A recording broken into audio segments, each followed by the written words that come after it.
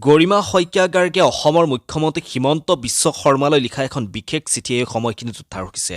হয়, জুবিন গাৰ্গৰ মৃত্যুৰ পিছত গৰিমা শইকীয়া গাৰ্গে অসমৰ মাননীয় মুখ্যমন্ত্ৰী ডক্টৰ হিমন্ত বিশ্ব শৰ্মালৈ এখন বিশেষ চিঠি লিখিছে।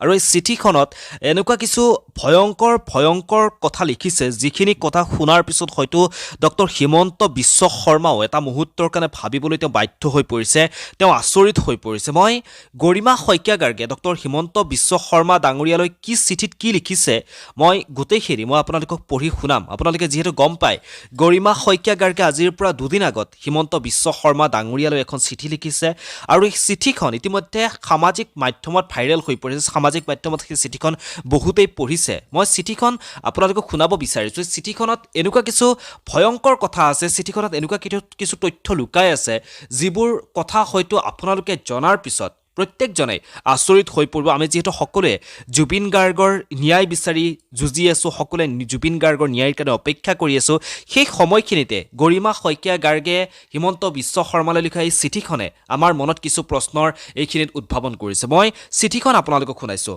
চিঠিখনত গৰিমা শইকীয়া গাৰ্গে এইদৰে লিখিছে, নমস্কাৰ, নতুন বছৰৰ শুভেচ্ছা গ্ৰহণ কৰিব।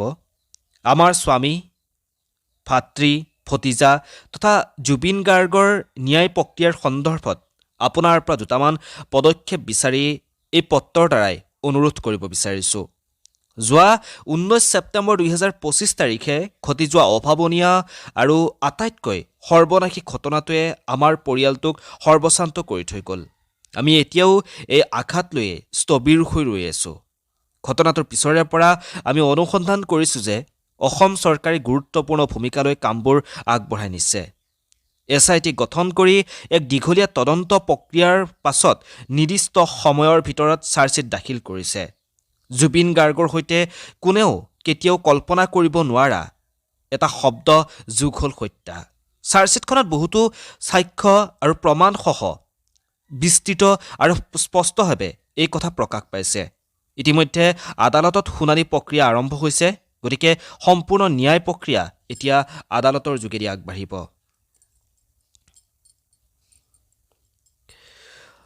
মহোদয়, পৰিয়াল তথা সমগ্ৰ ৰাইজক জুবিন গাৰ্গৰ উচিত ন্যায় প্ৰদান কৰিব বুলি বিভিন্ন সময়ত ঘোষণা কৰি আহিছে, আশ্বাস প্ৰদান কৰি আহিছে। এই বছৰটোৰ প্ৰথম দিনটোতেই গোটেই আইনী প্ৰক্ৰিয়াটো সবল কৰাৰ উদ্দেশ্যে এটা স্পেচিয়েল পাব্লিক প্ৰচিকিউটৰ টীম গঠন কৰাৰ লগতে প্ৰক্ৰিয়াটো ক্ষিপ্ৰ হোৱাকৈ এখন বিশেষ আদালতৰ বাবে মহামান্য উচ্চ ন্যায়ালয়ত আবেদন জনোৱাৰ কথাও ঘোষণা কৰিছিল। যিহেতু আদালতত ইতিমধ্যে শুনানি আৰম্ভ হৈছে আৰু দেখা গৈছে যে অভিযুক্তসকলৰ প্ৰত্যেকেই নিজৰ প্ৰতিৰক্ষাৰ বাবে দেশৰ আগশাৰী খ্যাতিসম্পন্ন আৰু অভিজ্ঞ অধিবক্তা নিয়োগ কৰিছে। তেনেক্ষেত্ৰত জুবিন গাৰ্গে উচিত ন্যায় পাব পৰাকৈ চৰকাৰী পক্ষতো এটা অধিক শক্তিশালী আৰু অভিজ্ঞ অধিবক্তাৰ দল নিয়োগ কৰাৰ প্ৰয়োজন আৰু সময় আহি পৰিছে।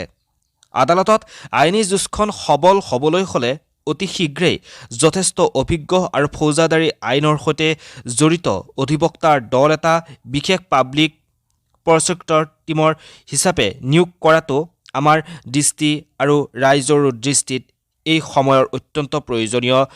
সমান্তৰালভাৱে এখন বিশেষ আদালতৰো প্ৰয়োজন হ'ব ন্যায় প্ৰক্ৰিয়া ক্ষিপ্ৰ গতিত চলাই নিবলৈ। অন্যথা মহোদয়ৰ জ্ঞাত যে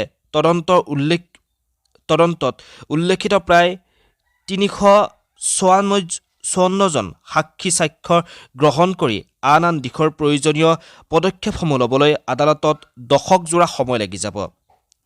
আমি একান্তভাৱে বিচাৰোঁ যে সমগ্ৰ ৰাইজেও বিচাৰে জুবিন গাৰ্গে যিমান সোনকালে সম্ভৱ সিমান সোনকালে ন্যায় পাওক।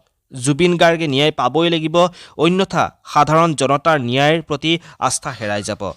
আমি ন্যায় ব্যৱস্থাৰ ওপৰত সম্পূৰ্ণ আস্থা ৰাখি আইনৰ গণ্ডিৰ মাজত সোমাই থাকিয়েই এই বিচাৰ কাৰ্যত প্ৰয়োজনীয় সকলো সহযোগিতা কৰি আহিছোঁ আৰু আগলৈও কৰি যাম।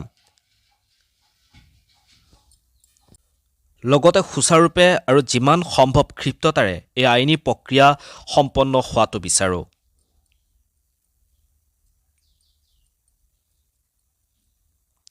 আমি বিনম্ৰতাৰে অনুৰোধ জনাইছোঁ যাতে জুবিন গাৰ্গৰ ন্যায় প্ৰক্ৰিয়া অধিক জোৰদাৰ কৰি বিপক্ষৰ অভিযুক্তৰ সৈতে যুঁজ দিবলৈ এটা খুব সবল অভিজ্ঞ জ্যেষ্ঠ অধিবক্তাৰে যাৰ ওপৰত ৰাইজৰ অশেষ শ্ৰদ্ধা আৰু আস্থা আছে এটা স্পেচিয়েল পাব্লিক প্ৰচেক্টৰ টীম গঠন কৰি দিয়া হওক। লগতে তেখেতসকলক এই প্ৰক্ৰিয়াটোৰ প্ৰয়োজন হোৱা উপযুক্ত লজিষ্টিক্স আৰু অন্যান্য প্ৰয়োজনীয় সা সুবিধাসমূহ উপলব্ধ কৰি দিয়া হওক। ন্যায় প্ৰক্ৰিয়াটো আদালতত ক্ষিপ্ৰতৰ কৰিবলৈ মহোদয়ে যাতে এখন বিশেষ আদালতৰ ব্যৱস্থা কৰি দিয়ে আৰু মহামান্য উচ্চতম ন্যায়ালয়ৰ আবেদন জনাই যাৱতীয় পদক্ষেপসমূহ শীঘ্ৰেই গ্ৰহণ কৰি আমাক সকলোকে উপকৃত কৰে। বিনম্ৰতাৰে গৰিমা শইকীয়া গাৰ্গ, পামী বৰঠাকুৰ, মনোজ কুমাৰ বৰঠাকুৰ। ধন্যবাদ।